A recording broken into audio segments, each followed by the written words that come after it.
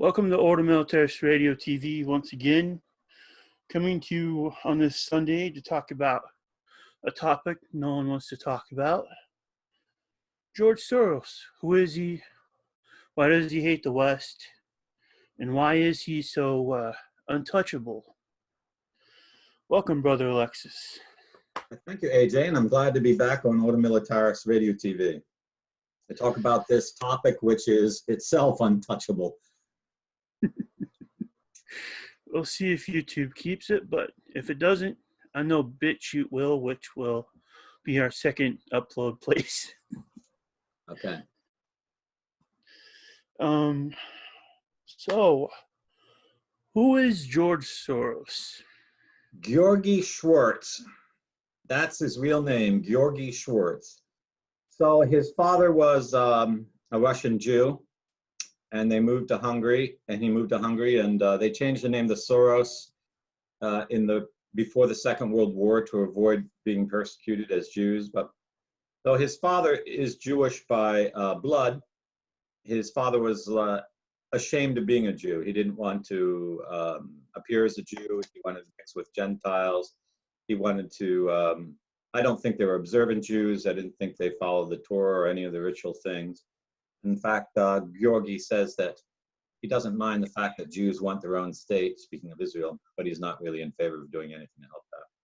No, but what characterizes his family is the love of money. That is the real religion of Georgie. And so they lived in Hungary, and they helped some Hungarians who had Jewish relations, wives, relatives, hide that fact from the Nazis. And he had close relative collaborate with the Nazis in confiscating Jewish property, which was a way of getting wealthy and also avoid being persecuted, collaboration. And so right from the start, Georgie shows that he doesn't have any morality. It's just making money. If he could make money off Jews, he'd do it just as well as he make it off non-Jews. So. Yeah. Let's see here.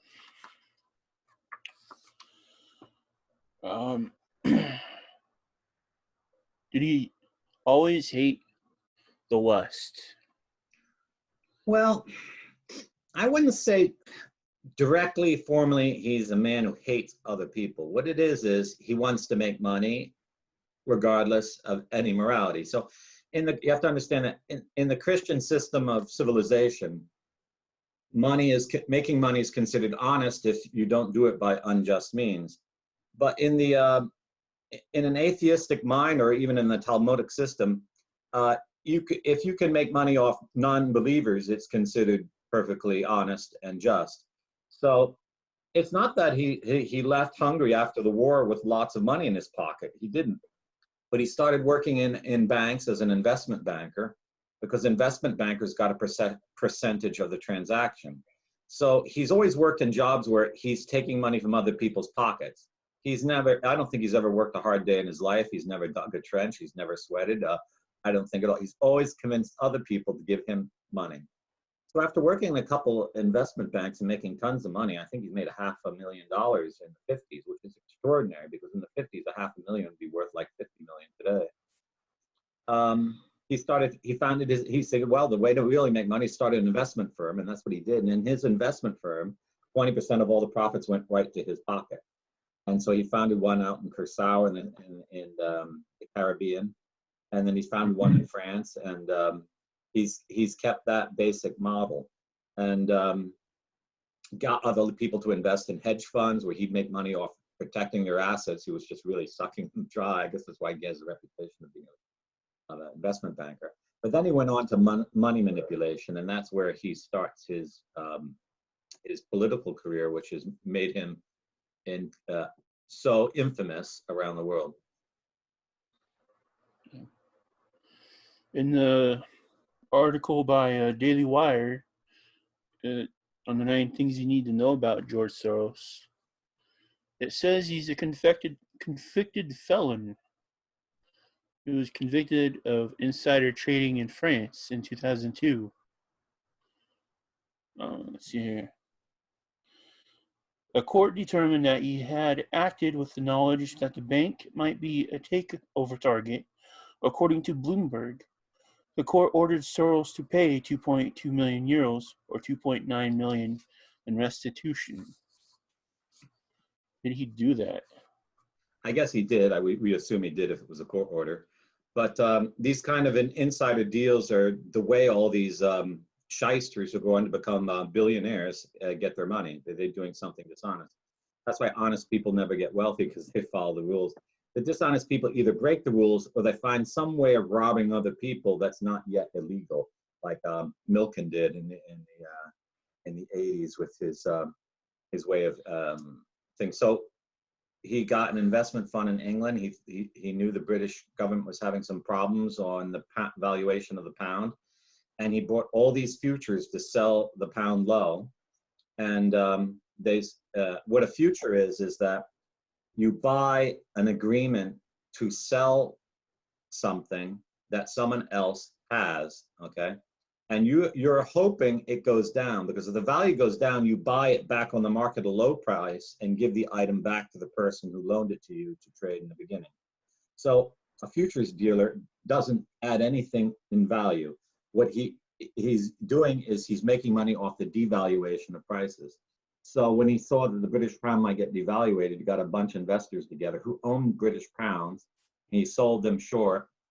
He decreased the value of the British pound, and then he bought it back up at a low price, and he made $1 billion. And he caused the British government to lose $3.8 billion from the Treasury in an attempt to maintain the British pound.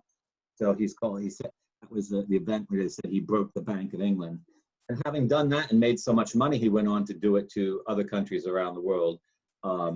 Southeast Asia, Argentina, and a lot of what he does in the West is designed to that, manipulate currencies and make quick money off nothing. And so since money is his only goal in life, I think that's what it's all about. That's how he made his billions, because as I say, he didn't probably have 50,000 even when he left Hungary. So, but already by the 80s, 90s, he's a billionaire. When did he get with Donald Trump to build the hotel in Chicago? I think it was the 80s or 90s. He invested $150 million in Donald Trump's company to build a hotel there in Chicago. So they've been close friends. And if anyone thinks that Trump's going to arrest George Soros, they're smoking weed. That won't happen. Matter of fact, George Soros invested millions of dollars to see that Ted Cruz would not win the Republican primary. And that is, political analysts think that was probably because George Soros was betting that Trump would win the presidency, and then he would have a friend in the White House, which is exactly going on. And this connection really, I think, was overlooked by anyone until the whole question of Antifa comes forward. Yeah. Let's see. You see all this left-wing media, like, how can they get their stories so united, almost same tune, same vocal pattern, same everything? And it appears George Soros funds this. Yeah, so it's long been thought that most of what's going on in the world we see in the media is just theater to manipulate the masses. And here we have asked some questions for which we can't really answer. So Trump clearly shot himself in the foot by kowtowing to the Bill Gates, Fauci myth of a pandemic. He destroyed the American economy. So he puts his re-election in grave doubt. So all of a sudden, Antifa starts these riots. And the riots, on one hand, make it appear to the Democrats that it will help the Democrats win the election. But I think what's really going to happen is the rioting is going to get people to vote for Trump. So it might be that Soros is funding riots in America to see that his friend stays in the White House so that he can continue his money manipulations. And that Soros really has no concern about politics, doesn't care about Democrats, Republican. he cares about bunging the stock market down so that he can buy up low prices and then bunging it back up, or manipulating currencies. So I know what I just said might seem extremely radical to everyone, but we have to understand that people have no morals, don't act on the basis of what we think is right or wrong. So, you funded the Media Research Center, and how in 2011, how Soros has ties to over 30 news outlets in the mainstream media. For instance, at the time of the MRC report, the Soros-funded ProPublica journalism advisory board featured the following journalists: Jill Abramson, news executive editor of the New York Times; Carrie Smith, the senior vice president of editorial quality of ABC News; Cynthia Tucker, the editor of editorial page of the Atlanta Journal-Constitution. Abrams, who has now since been fired from the Times, is now a columnist for The Guardian. Tucker is no longer the editor at the AJC, but is a syndicated columnist and commentator. The following members of the media have also been on the boards of or advisory boards of source groups as well: Christine Amanpour, anchor of ABC Sunday's morning political affairs program, This Week with Christine Amanpour, reliable lefty. She is called Tax Cuts Giveaways, the Tea Party Extreme, and Obama, very Reagan-esque. Matt Thompson, editor product manager at National Public Radio, an adjunct faculty member at the prominent Poynter Institute. On it goes. It's the standard modus operandi that the Rothschild family perfected. If you can gain influence over the media outlets, you can influence public opinion. And that doesn't have really value to anyone. But if you're involved in investments, stock exchanges, future sales, things like this, it's very important because you want to create panic and you want to create hope and you want to control that movement so that in anticipating what's going to happen, because you're controlling it, you can make bets on the market and make your outcome investments much more secure for yourself. Because if you can manipulate stock markets, financial markets, then you can basically pump money out of honest working people's pockets or governments and into your own. And that's the method perfected by the Rothschilds family, and the fact that George Soros is following in that is not surprising, because it's an effective method. Once you start ripping people off to the tune of billions of dollars a year, it's easy to buy up little media personalities for money and honors and here and that, and get fools like that to say what you want them to say, when you want them to say it, and how that you want them to say it. The update on a few of these names: Amanpour is now the CNN chief international correspondent and host of Amanpour. Thompson is now the deputy editor of The Atlantic. Norris now works for the Race Card Project. Bronstein has since left Harvard for a bigger role at Soros-funded Center for Investigative Reporting, and Boardman is now the dean of the School of Media and Communication at Temple University. And you can see all those news outlets you named. I don't think one of them criticized the so-called COVID-19 narrative that was being pushed by Bill Gates, because they're all working together. They're all friends. They're all Bilderbergers. It's one trick after another to bankrupt national governments and transfer the wealth of whole nations into the pockets of just a very few people. They're criminals, they're international criminals, but they operate in an area which is not yet criminalized in civil law, and so they get away with it. Let's see. Number 4 of 9 things you need to know about George Soros. it says Soros created a shadow party of leftist organizations that basically have control of the Democrat Party. What do you know about it? I was not surprised to read that report, though since I know very little about the Democratic Party other than it's good to stay away from them. It's not surprising because the Democratic Party has no platform anymore. But if I'm old enough to have seen how the Democratic Party's moved from really working for the poor and for the common man to being only at the service of the interests of globalists and of the highest and richest elite. So it doesn't surprise me they sold themselves out because they gave up morality long ago. But it's a very effective model if you can set up like 537 different committees on small scales by giving them money. Because you can get on a local level by giving a $10,000 donation, get 20 people to spout your agenda, because once you give them 10,000, they expect you're going to give them another, and they'll serve you for free, you know. And from the root up, control the Democratic Party. So it's not surprising. It's probably why Biden is going to be the candidate and not someone of a Hispanic or a different ethnicity, because these globalists are all, you know, they're pretty much racists, to say. A lot of them are Jewish, not all of them are Jewish, but they're not, if they choose a black, it has to be someone who's completely controlled or only half black.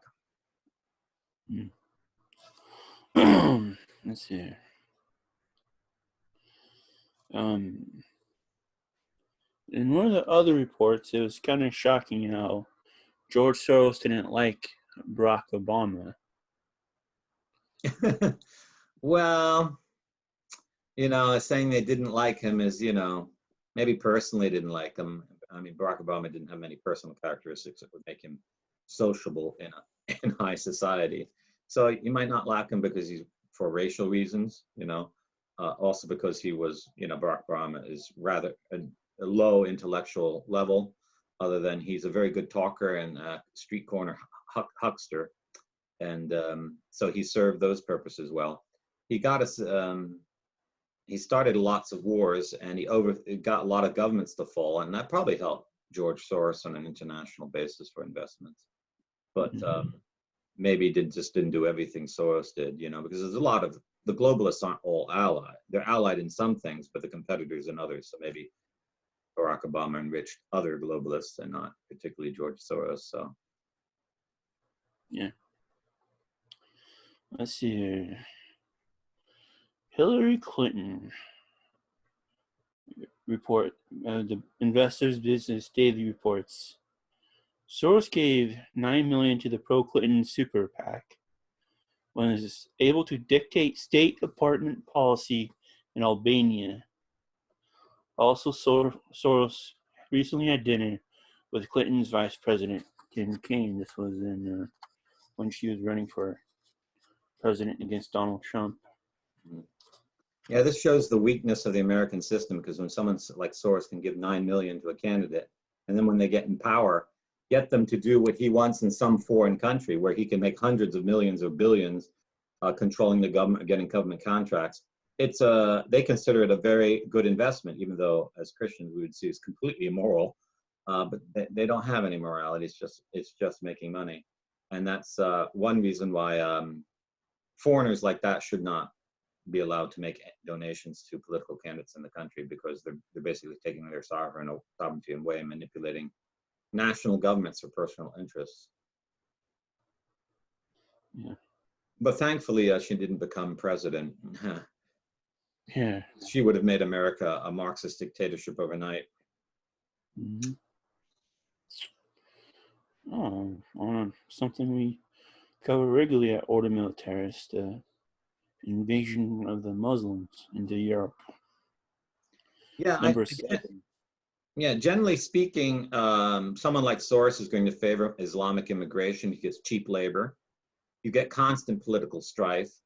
You can justify the breakdown and destruction of Christianity and of all Christian morals. Because someone like Soros, who lives only for money, he hates people who think he's dishonest. He hates people who think that he has to live by morals, which he's never lived by. And so Islam is the ultimate, you know, stab in the back kind of thing. but also because Soros comes from a circle of Jews there in Hungary who were, even though they were persecuted by the Nazis, were friendly with the Nazis. The overall Nazi plan it was always to ally with the Muslims against Christians. So Soros is continuing in that effort. He's invested a lot of money in what's called open society, the open society movement, which attempts to break down the Christian nations of Eastern Europe and around the world. He's targeted Hungary and Poland in particular. And Hungary has been about the only country that's really stood up to him, with their great prime minister there, who's not a Catholic, he's a Calvinist, but he knows Soros's number and he knows the games he plays. I think he got the Soros-funded university run by Soros's son shut down and faculty kicked out of the country, which was a good thing. So he understands the kind of manipulation Soros is involved in. Soros doesn't buy one report in a newspaper. Soros tends to control the whole information or intellectual section of a society, just so that they can make decisions that make him personally wealthy. That's pretty much, I think, all he cares about. Even breaking down morals, I think it's only because he helps them make money. Yeah. Wasn't this open society foundation also responsible for the ships coming into Italy? Yeah, as a matter of fact, one of the big ships that was pumping in illegals to Italy, it was from Northern Europe. I think it was incorporated in Germany. And they had funding from Soros organizations. They were being organized by the German secret police. So they were tied to the Merkel government. And that's just the kind of things they want to do. And even though most of the illegal immigrants that enter Italy go right straight to Germany, where they get big social welfare payments. And it's another way of taking money from the state, because you get everyone on welfare, then all that money goes to commercial products, which are bought from companies which your friends control. So it's a way of cycling money back into the system. It's a way of getting a criminal control over a country through their economy. And illegal immigration is all about that. That's why they won't stop illegal. They didn't stop illegal immigration in the United States for decades, because it's all involved in this restructuring the economy, because they don't want to pay an honest American. They would a salary. They want to pay someone they can force to take a lower salary because he doesn't have the documents and he feels threatened and vulnerable. So I guess Soros must be upset because the Bill Gates scam of the COVID-19 got all the illegals not kicked out of the country or not to come into the country. So now they're wanting on labor, and it's hurt the economy. So they're wanting on retail sales. So there might be some fallout among Gates and Soros over that. Yeah. On the same foundation, it looks like through it, he funds Black Lives Matter to the tune of $33 million. Yeah. Mm-hmm. So the whole idea of the open society groups is to promote democracy and civil liberties. So if that's the case, why is he funding Antifa, which goes around ripping down statues, burning, build churches, smashing stores, and killing people? So you can see that what people like Soros and Gates invest in, what they claim the reason why they do it, is not the reason why they do it. What they're doing it is for money. And that's why I think all the mayhem in the United States, it serves them, because if you can't go shopping downtown because you're afraid of being attacked, how are you going to go shopping? You'll buy online. So you'll buy from Amazon, you'll buy some online dealer. Then you have to buy online, then your money is being processed by some payment company, and so part of that money is being siphoned off to someone. So you're forced to enter an economic system where your money's going from your pocket into the hands of maybe those who caused that system to come into being by funding terrorist organizations like Antifa. But that's why, I don't think anything was going to be done in Antifa, because if you declared Antifa terrorists and actually start arresting them, investigating who funded them, well, you'd have to arrest your best friend and invested $160 million in your hotel, and that's not going to ever happen. Won't happen under Biden too if Biden wins the election, because they're both, Soros is smart enough to buy off both sides. Let's see. Number 9. It looks like, well, Soros has increased his multi-million-dollar investments in both U.S. and foreign companies that extract shale oil and gas. The Obama administration championed natural gas as a less carbon-intensive bridge fuel toward a clean energy future. Let's see here. And this natural gas is also that they're using is also owned by George Soros. Yeah, I know. It's just like all those protests we saw some years ago about shipping oil, about the oil pipeline from Canada down to New Orleans. One of the big funders against it was Buffett. He was against the oil pipeline. Why? Because he owns the railway company that was shipping your oil. So when any of these people claim they care about the environment, what they're really saying is, I care about my company's making money. And they don't really care about the environment. It's just a fraud. And any of these liberals on major networks who say they care about Antifa, they know exactly what they're doing by pushing Antifa. They're pushing the agenda of George Soros, and they're doing what he said. That's why they all agree. It shows you how much they're all bought up. We had real independent media the way it was when I was a kid. Every station said a different thing. Every station had its own political view. That's just not true anymore. You just switch the dials and you find the same message. Even Fox News more and more is just picking up the agenda of CNN and other stations like that, point by point, little by little. And at the last paragraph, it looks like in 2009, the political advocacy also tends to blend with his investments. He proposed that developed countries create a green fund to combat climate change. In developing countries, by directing billions from the International Monetary Fund toward forestry, land use, and agricultural projects. Soros' fund controls more than a $200 million stake in Adocogro, a Luxembourg-based company that owns hundreds of thousands of acres of farmland in South America and would benefit from the IMF cash infusion.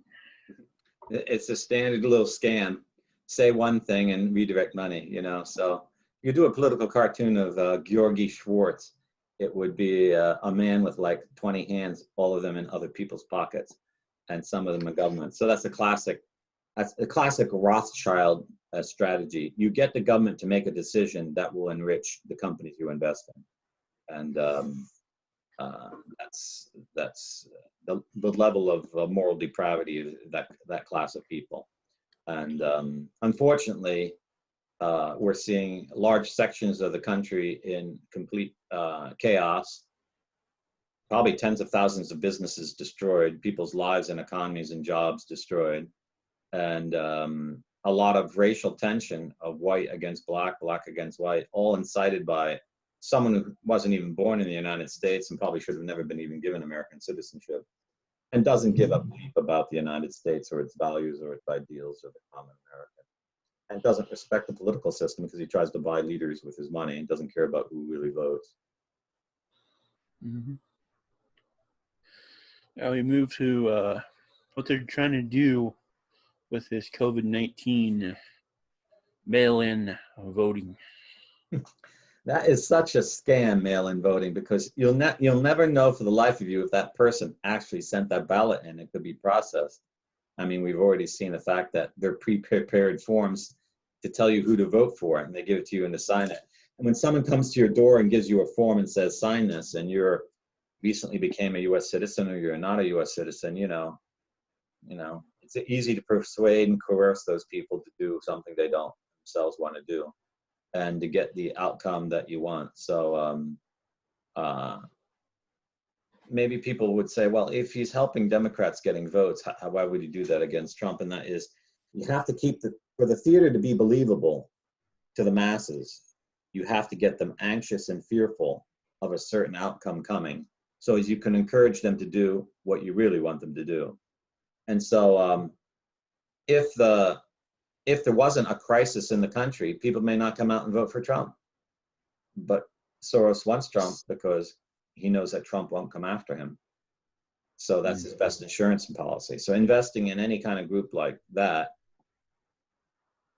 puts on the pressure, the political pressure, gets the Republicans to say, come out, we have to come out and vote for Trump. And it's social, psychological manipulation at the highest level. Yeah, Soros is behind it, and he funds the Brennan Center for Justice, located at NYU School of Law. What do you know about this place? I don't know much about it, but anything that Soros is funding that has the name justice on it is complete hypocrisy. He's one of the most unjust men on the face of the earth. All the money he has, he robbed from other people or took in a dishonest method. So with all his billions of dollars, so anything he's funding for justice, but that's kind of the left. The left will always say they're working for justice. The Marxists always want the revolution of the proletariat to help the masses get liberated. What they're really about is establishing themselves as a new elite class of mass murderers, like they did in Russia and in China and in every communist nation where they've taken power. Cambodia, Cuba. So let's see. They're even trying to work on it. They're trying to even come up a way with online voting. Yeah, people must be pretty naive if they think that online voting could be verified. As soon as you had an online voting, anyone from anywhere around the world could hack into the computer system and change the numbers. And you would never be able to verify it, because how can I verify that Mrs. Johnson in Walterburg, Arkansas, pressed the key that said vote Trump or vote Biden? There's no witnesses to it. So it's completely unverifiable. So never buy into online voting, and we have to go back to paper ballots where people actually have to touch things, because otherwise a democracy doesn't mean anything. And these people, they don't give a care about democracy. Matter of fact, they're more threatened by democracy than they'd be threatened by tyranny or monarchy, because with a tyrant or monarch, you only have to buy off one person. But democracy, you have to influence all the people, and that costs money, and who wants that? That's the way they think. Yeah. Let's see here. Let's see. The same Brennan Center mail-in ballot is now being weaponized by the Stand Up America activist group, which launched a nationwide program urging Americans to nudge Congress to fund voting changes. The group's activities reportedly resulted in more than 19,000 calls to congressional offices in one day alone. The Stand Up American is funded by the 1630 Fund, which is managed by the shadowy Arabella Advisors, a for-profit consultancy funded by far-left donors. The Soros-funded Democracy Alliance recommended that donors invest several $million into 1630 Fund. The massively Soros-funded American Civil Liberties Union, ACLU, which routinely partners with Brennan, has been pumping material urging coronavirus voting legislation that pushes mail-in voting. The Soros Open Society Foundation donated $50 million to the ACLU. The Brennan Center has been the recipient of numerous grants from Soros's Open Society Foundation, totaling over $7,466,000 from 2000 to 2010. Meanwhile, a coalition of progressive groups are reportedly mounting a multi-million-dollar campaign to not only change the presidential election system to mail-in voting during coronavirus, but to keep the mail-in balloting as part of the permanent way Americans will vote in the future. It's totally crazy, because I don't know how many presidential elections the ballots of the U.S. military personnel would arrive a week or 2 weeks later after they already declared the victor. They didn't even wait to find what those votes meant. That's how disrespectful it is. But now they want mail-in balloting so that they can declare the victor and manipulate the election from the beginning. I think it was, it was in the election where Trump defeated Hillary Clinton, and for months they say, she was claiming I had more popular vote. And California, which is a Democratic state, reviewed the voting rolls and found, I think, more than 1.3 million of those votes were from people who didn't even have the right to vote.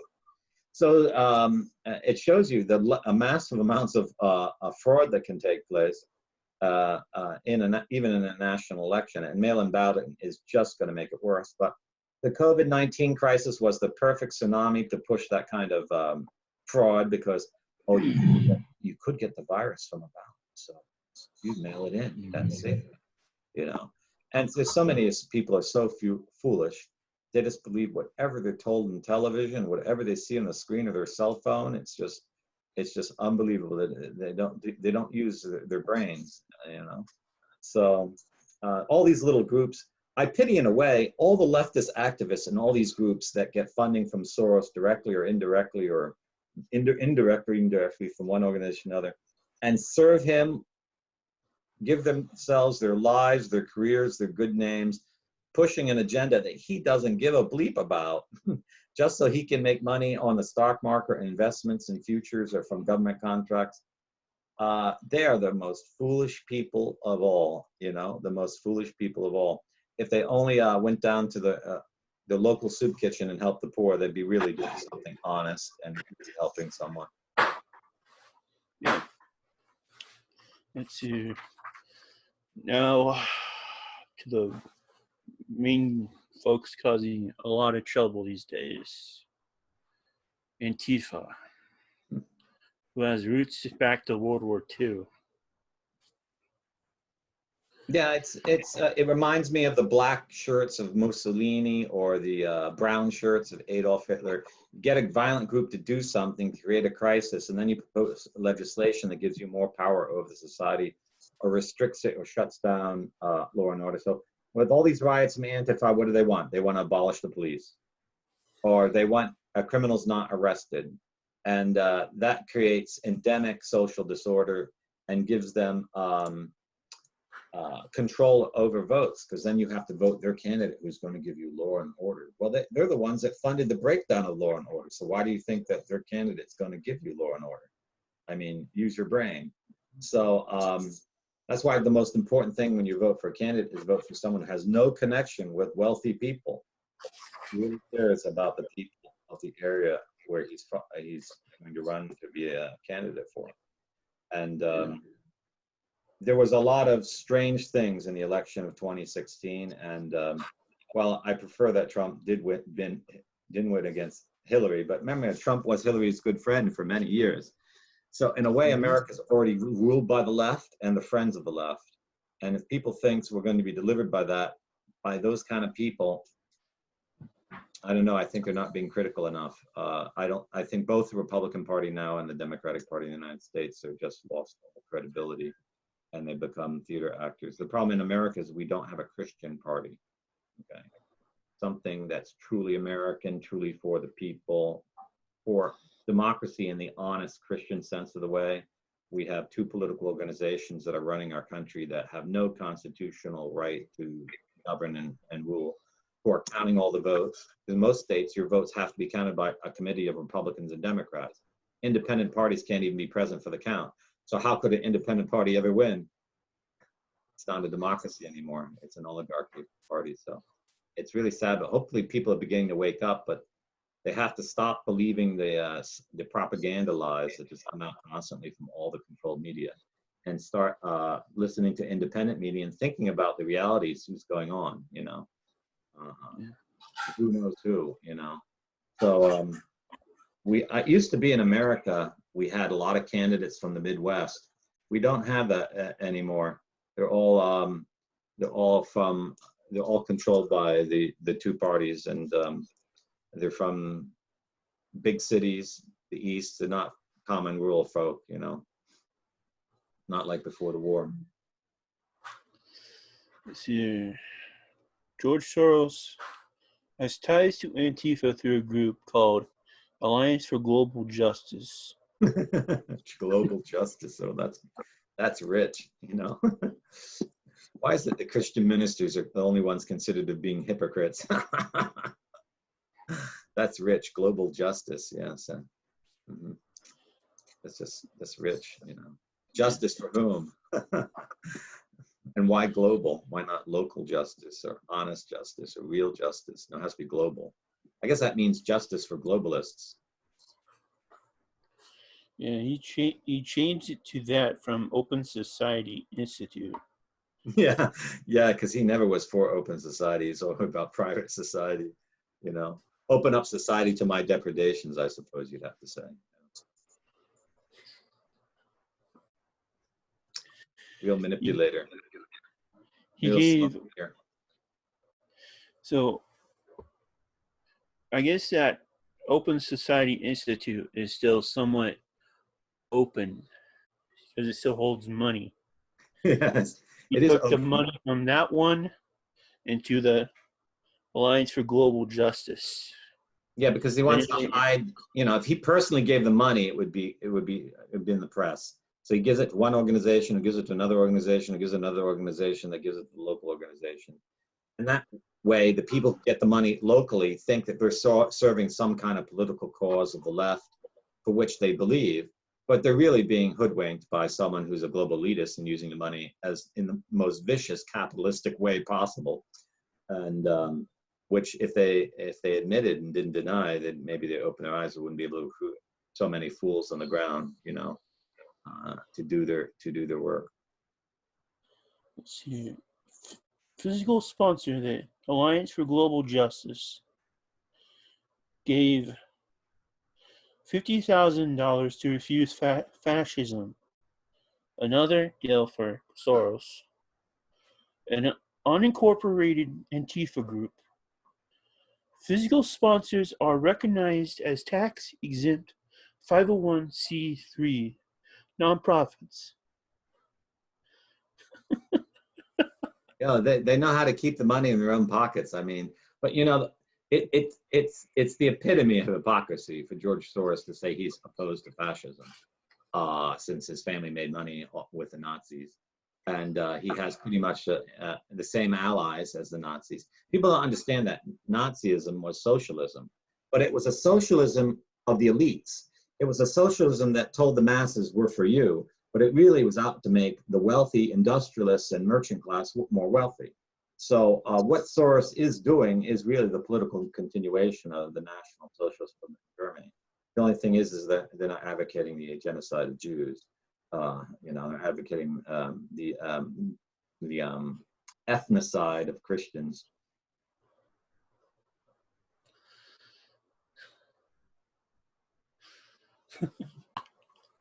All right, let's see. This group refused fascism, participated in the rioting on February 1st, 2017 at Berkeley University with the goal of preventing conservative controversialist Milo Yiannopoulos from giving a speech. The rioting caused more than $500,000 in damage. Stopping someone from speaking is called non-platforming, or sometimes deplatforming. Summoning the spirit of repressive tolerance. This says Herbert Marcuse, the so-called father of the New Left, who favored shutting down non-leftists. Who is that guy?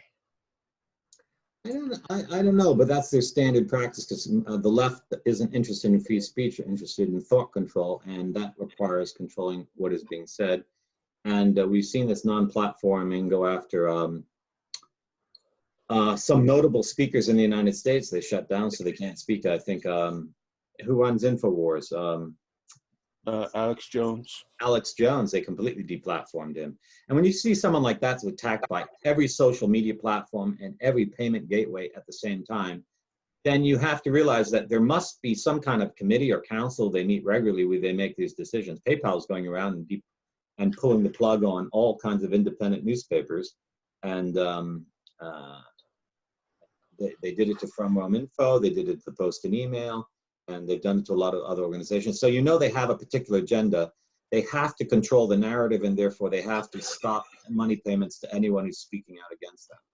And that's the way they do it. And the only way to fight these people is financially. I mean, first of all, you don't put your money in any company that collaborates with these people. If you're an investor, take all your money out of the investments of those kinds of companies and put it in companies that really want free speech and don't collaborate with these corrupt people, because otherwise your profits are going to enrich people who are going to persecute you one day.